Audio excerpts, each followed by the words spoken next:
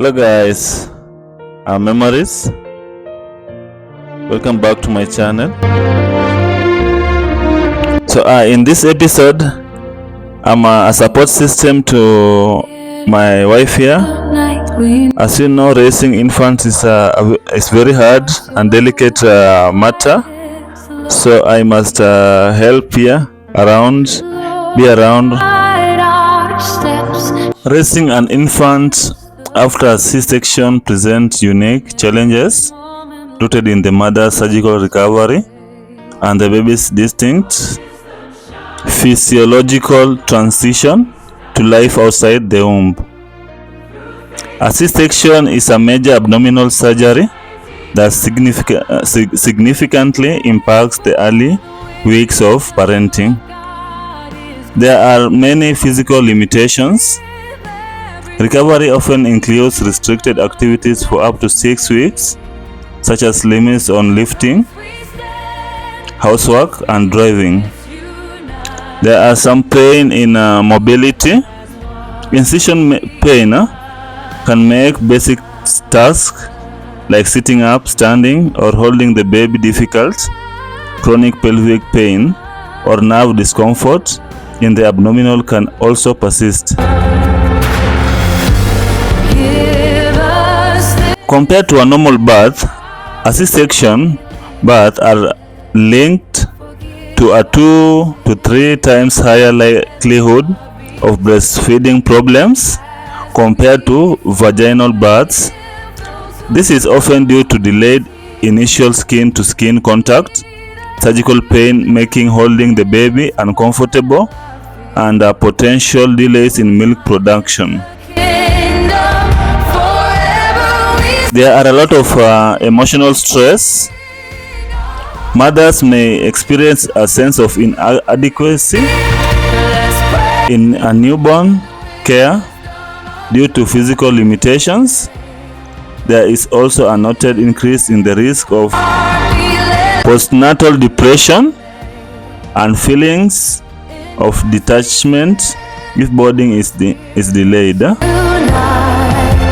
To just wrap it up, infants born via C-section skip the vaginal squeeze, which naturally clears fluid from the lungs and exposes them to beneficial bacteria.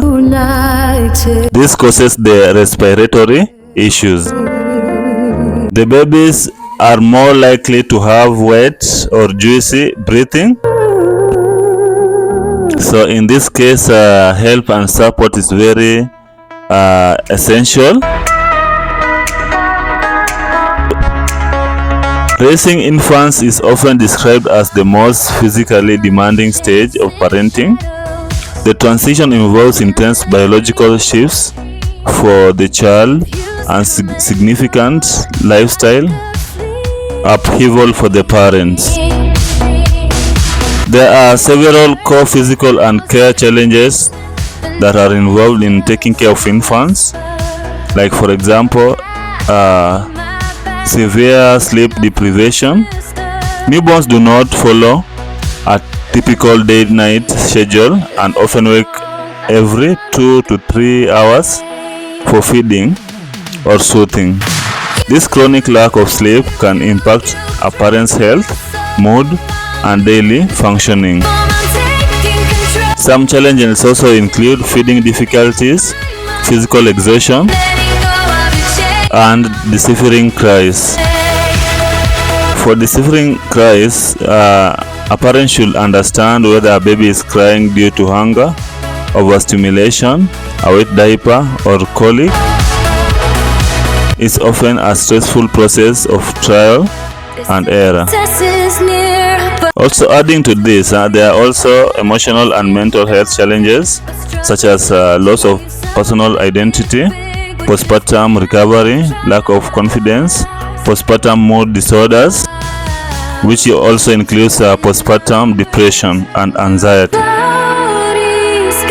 Also 50 to 75% also go through social and modern pressures such as relationship strains, the perfection trap, information overload, and social isolation. Okay, for social isolation, it can be difficult to maintain connections with friends who do not have children, and many modern families lack a traditional, like a village or immediate support system.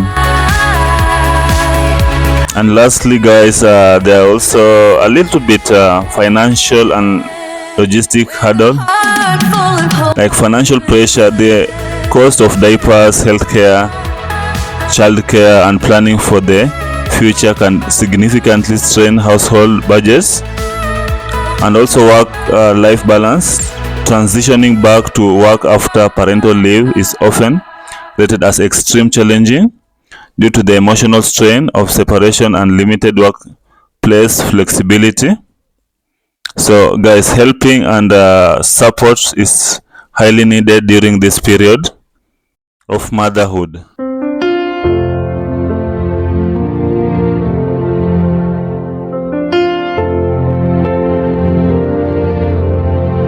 I lift my hands to the sky, calling your name. Because of several unsupported reasons, many mothers tend to wean their babies from breast and to introduce complementary foods at an early age.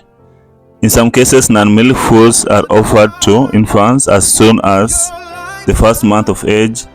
Serious consequences may follow this common practice. Parents must be aware of them.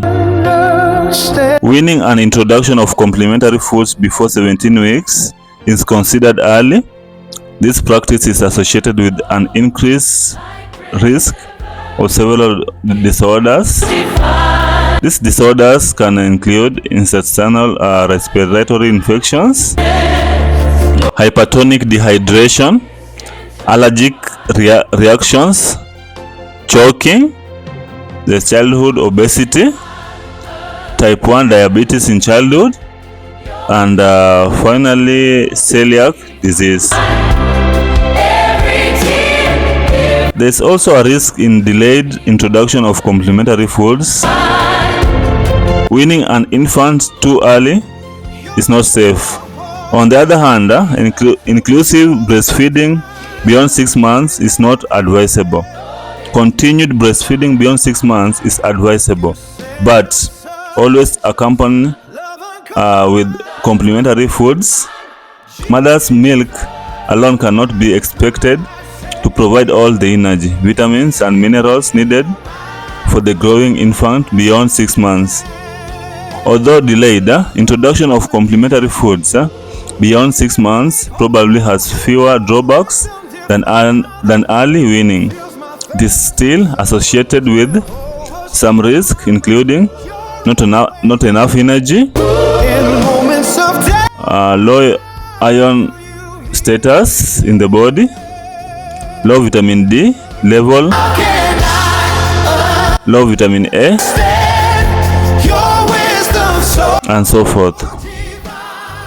So the best advice I can give is that you time your kid and introduce the complementary foods the right time, so that you are not too late or very early to give them the foods. So timing is the keyword that should be taken care of here. It has been estimated that 1 out of 4 babies will refuse new textures and flavors of food offered at weaning. Parents must be clever in applying just the fair amount of pressure. If excessive, it may trigger an extreme refusal to new foods. Overly pressured children have a higher risk of future eating behavior conditions such as anorexia nervosa. This initial rejection is a natural reaction called neophobia that does not necessarily indicate a dislike towards a particular food. So even if the baby shows initial rejection for a food, This particular food can be accepted at further attempts. So if you must know, this is how to overcome new food refusal. Apply gentle but persistent pressure. Be patient to accept pause according to baby's wishes. Allow the baby to explore the new food with all senses: sight, hearing, smell, taste, and touch. Offer the new food blended with other previously accepted foods like cereals or fruit purees. So kindly take note. It is exciting to accompany the baby in the discovery of the unknown flavors and textures of new foods. So guys, kindly before we continue, kindly like and subscribe. I'll greatly appreciate. I will leave you with this, guys, as we wrap up this video, that foods eaten early in life influence intellectual development. Fruits and vegetables enhance intelligence. High consumption of fruit, vegetables, and home-prepared foods from 6 to 12 months is associated with higher IQ at childhood.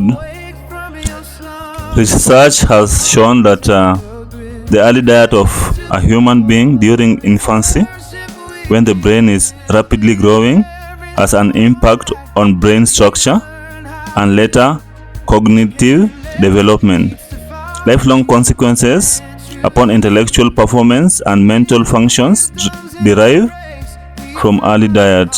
It is well proven that breastfed babies achieve better scores in intelligence tests than bottle-fed babies.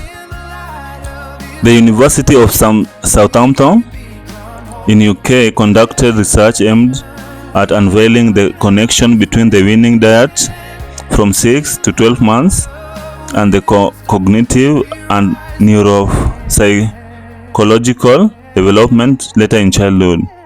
Two food patterns were identified. One, the so-called infant guidelines. Two, the adult foods pattern.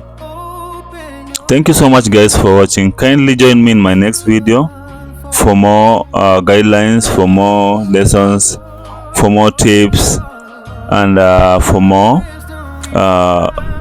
good support system. I'll show you how we do it. We must show support and physical and emotional. We must be close. We must be aware of the problems that we may encounter during these phases, so that we can get well prepared to support and understand if needed, if need be. Thank you so much, guys. Thank you for watching. God bless you. Have a nice day, and I wish to see you in my next video. Thank you. In a world filled with worry,